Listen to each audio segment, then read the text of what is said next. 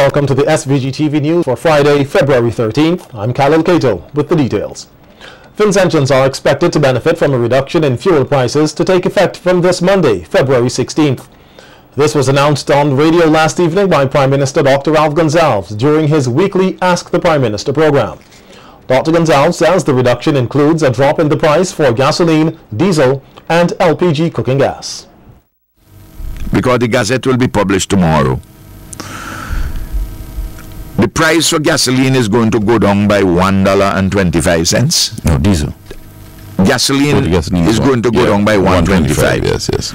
From $12.77 to $11.47. Diesel is going to go down from $12.92 to $11.05. They're going to fall by $1.87.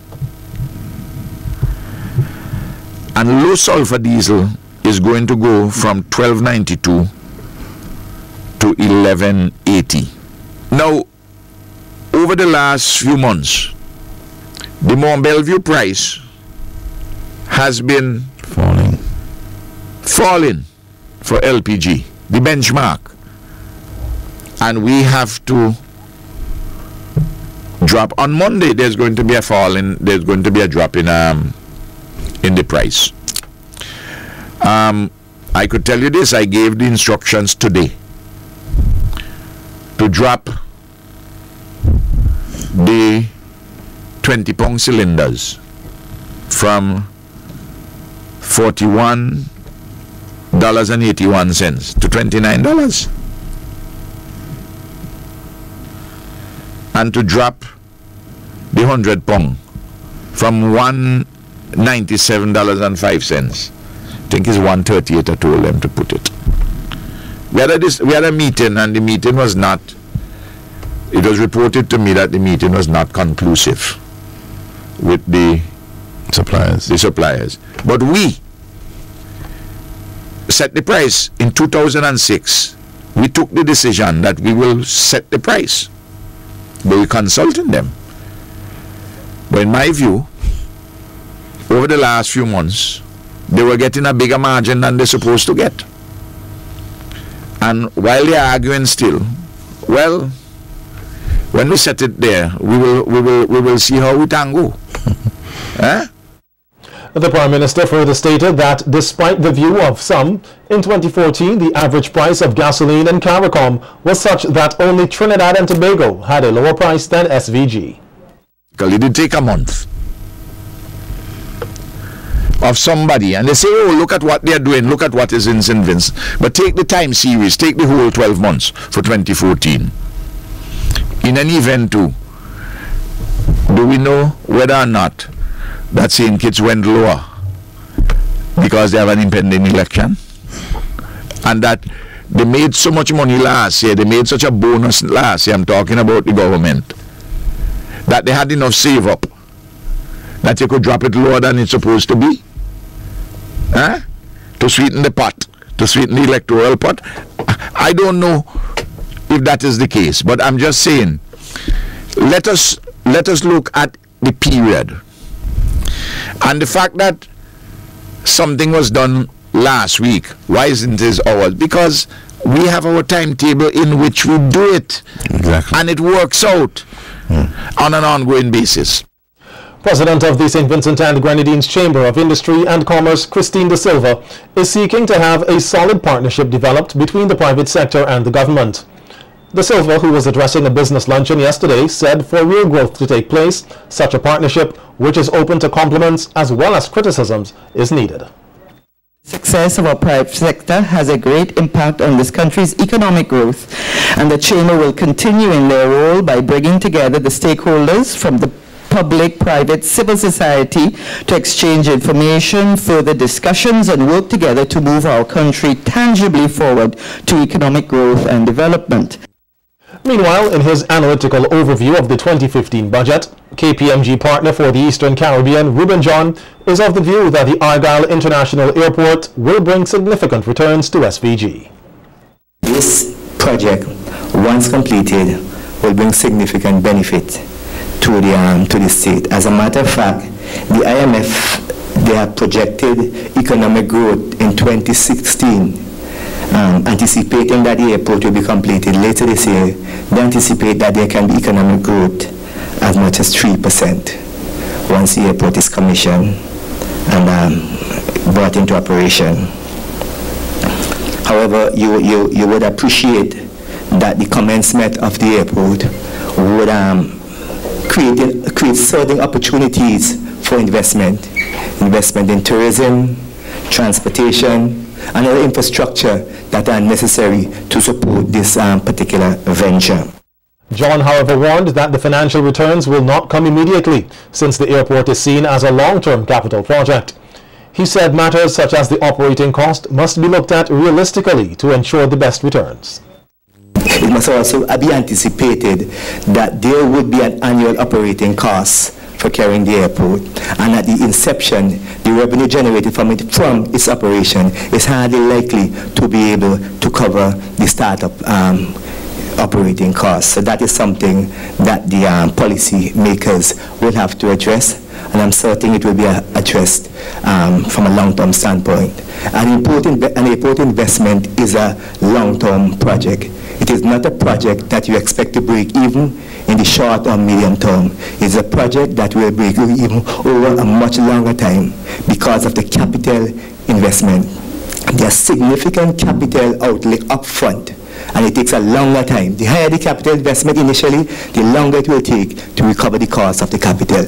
It's natural in any business venture, so the airport would be like that. The Argyle International Airport is expected to be completed by the end of this year. Earlier today, the young leaders of the St. Martin's Secondary School launched their 2014-2015 project aimed at sensitizing the Vincentian public on the issue of digital citizenship. Delivering welcoming remarks, Chad Barrow says it is their belief that the sub-theme, Respect Through Education that will lead to the protection of all, embodies the core elements of the digital citizenship and also speaks of education as the main factor that will seek to protect all digital users. In our highly technological society, it is vital for every user to understand the pros and cons of using technologies. In addition, users should be able to mitigate the challenges and have the adequate knowledge of how to protect themselves and others. It is also important to note that users must learn to respect each other's rights and privacies, and it is our belief that through education this can be achieved. And representative of RBTT Amelia Lai says the Young Leaders program remains true to its purpose after some 19 years in SVG. Lai explains that the program seeks to provide persons with leadership skills, teach students how to work as a team and create sustainable projects that improve lives, conserve the natural environment, and promote social and financial responsibility. Your school, by way of your participation in this program this year, is joining more than 150,000 RBC Young Leader Ambassadors throughout the region who participate in this annual leadership program. You have also joined a winning program that has over the years received many accolades for community social excellence. So each and every participant today is already a winner. Meanwhile, President of the St. Martin's Young Leaders, Errol Hector, says his group will be focusing greatly on educating the people of SVG on respecting themselves and others in a digitally advanced society. As technology continues to enhance our world, it is therefore imperative that we understand what it means to be a responsible digital citizen. The Internet provides great opportunities through the increased access to a bout of Internet-enabled devices for us to communicate and spread ideas. However, if a digital culture is not safely navigated, in which rules and other aspects are sometimes misinterpreted, undoubtedly a number of risks will surface. Some of the ills that exist online include hacking, sexting, cyberbullying, and plagiarism, just to name a few. And featured speaker Paul Morris spoke to the dilemma of digital citizenship. Morris told the students that the world in which they are becoming men and women is no longer limited to just flesh and blood interactions, but is also accompanied and sometimes overshadowed by the digital advances. Our reality is that the world has forever changed. But unfortunately, in many ways, man remains the same person he was from the day of the fall in the Garden of Eden. The digital world mirrors the natural. As such, young leaders of St. Martin's Secondary, St. Joseph Convent, and Girls High School, you have no easy task ahead of you. I trust that if you did not previously realize this, I have helped you to do so. Now, because I came prepared to speak to SMS, I'm going to speak to SMS first, all right? Now, SMS, St. Martin's Secondary, you have produced great minds and personality. I know, because I went to school with some of them, right? So I want to urge you not to take the easy way out, but to grapple with the difficult aspects of this project. And in your activities, show that you have an appreciation of the difficult concepts and issues which are raised, and that you are advancing unique options to resolve the issues. Students of the Barrow Government School were given the opportunity today to familiarize themselves with various career fields available. Teacher at the school, Alicia Kwashi, told SVG-TV News the career fair also seeks to foster and enhance the relationship between the community, the school, and the students.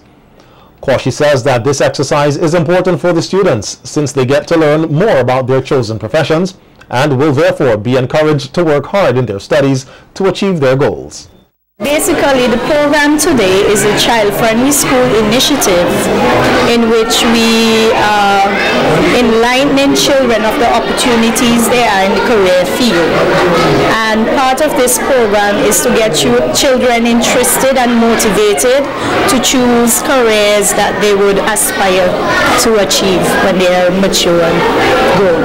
This is the first time we have organized it in such a way where parents and the community can be involved, and that's, as I said, that's part of our child-friendly school. We want parents and the community to interact with the students. Police looking into an incident in Lomans Windward which left one man dead. We have more stories on the local scene when the SVG-TV News continues.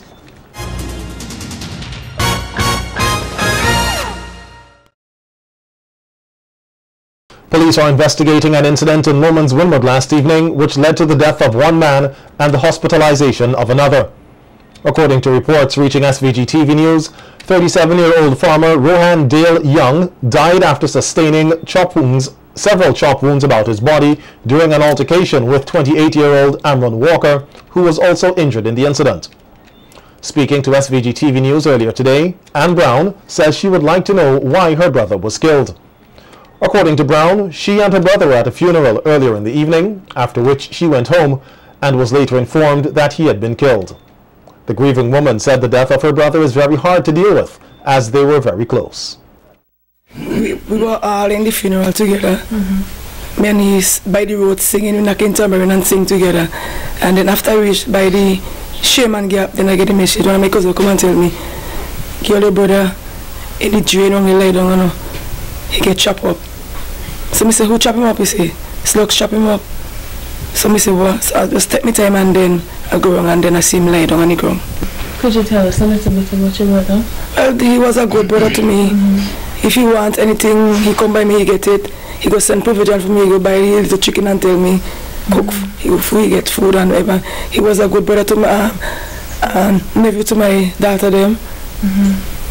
Yesterday he buy cankers for them in the evening. My last daughter, he told him that, tell you that okay, this evening, which is come for collect some money for she for go to school and thing. I don't know, can't cooperate with this at all. My brother was good to me. And if he want, I just tell him if you want anything, don't go and trouble nothing for nobody, just come and ask when he will get it. Dick Williams and Nicholas Hines, both nationals of Grenada, were earlier this week arrested by immigration authorities on two separate charges of breaching the immigration laws here. Both men are accused of entering the state without travel documents and also entering the state by boat without the express permission of an immigration officer. They were escorted before Acting Senior Magistrate Carla James this morning and pleaded guilty to the charges. They were fined $200 each to be paid forthwith or face a one-week jail term and to be deported back to their home country. As persons get ready to celebrate Valentine's Day tomorrow, coordinator of the National Family Planning Program in the Ministry of Health, Aretha Scott, says to enjoy the occasion in a healthy way. Scott says while the temptation is there to indulge in excessive liquor, sweets, and other goodies, caution must be exercised. Drinking would actually impair your judgment. For those who are accustomed to drink, do it in moderation. So then you would not be, as you would say, drunk to any extent that you cannot function. So you do it in moderation. Avoid smoking too. We all know the smoking is not good in general. And for the teenagers, our advice would be to actually, if you're going on a date, make it a clean date. You can go in groups instead of going single. And what you do, abstain from sexual intercourse. If you cannot abstain, because we know sometimes persons just cannot abstain, we'd advise you to actually use a condom and to try and to use it properly. The family planning advisor is also appealing to persons, especially the youth, not to engage in risky sexual behavior, which she says could lead to permanent damage. If you think the condom is too small, look for one that is the right size. There are different sizes of condom. You have small, large, extra large, extra large. So look for a condom that is your size, so then you wouldn't be saying that the condom is too small. And for those persons, there is also the female condom that can be used. In terms of the female condom, the thing with the female condom is that you don't have to stop the procedure, your sexual encounter, to put it on. You can put it on like 8 hours before. The lady can put it in like 8 hours before, so she can have it in, so there is no disruption. So the female condom would be a good thing to use for Valentine. You know, you're going out, you could just put it on and go with it. So if anything happens, it's there. We don't advise you to use both female and male condom at the same time, because they would burst, one would burst. And we don't advise you to use 2 condoms at the same time, because they would burst. And with love in the air, SVG-TV took to the streets of capital Kingstown earlier today to get the opinion of some persons on their definition of love. You have to come from your heart to soul, and you have to believe in the person, understanding. I think the first thing into meaning of love is understanding. You show them that you love them by telling them every morning you get up, you said, I love you, sweetie, you know. That's the best way of showing love. Love is what makes things work right. Without love, things won't go right for anybody. So we all need to love one another. Yeah, first thing, the true meaning of love is getting to know somebody and really appreciating that person. Loving somebody is knowing somebody. So you make the time to know that person, then you love them and you can deal with them. Happiness. Love is serving God by serving other people on the earth. And anything else you want to talk about love? About love in the country, love? Kindness is a nice way to express love. The true meaning of love is come from your parents, right? And the other kind of love with you and your boyfriend is passionate love, and that's just fade away after a while. But for your kids and from your parents, that doesn't fade away. Understand your partner, and your partner understand you, and you both of you have to make the same decision, and then everything will go smooth. You understand? And then you decide what you're going to do. If by chance she says she wants a baby and you say you don't want it, or you have to come to some decision that whether you want it or not. Love towards God will be different from love from your mother, or love to a friend, or your fiancé or whatever. Yeah. Okay. So what would you be doing for Valentine? Well, right now, I don't want it, especially in my life right now. Back in the day, I used to be Valentine and 44, so. But I don't have a special city I will be celebrating Valentine's. But I feel I might go to the NDP thing they have in a yellow place there. Democrat House. You can love your brother, love your sister, and you do go to your fellow men and make sure that your spouse really love you.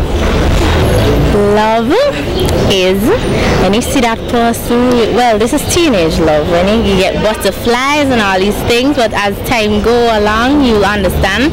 But do not be confused with infatuation, love.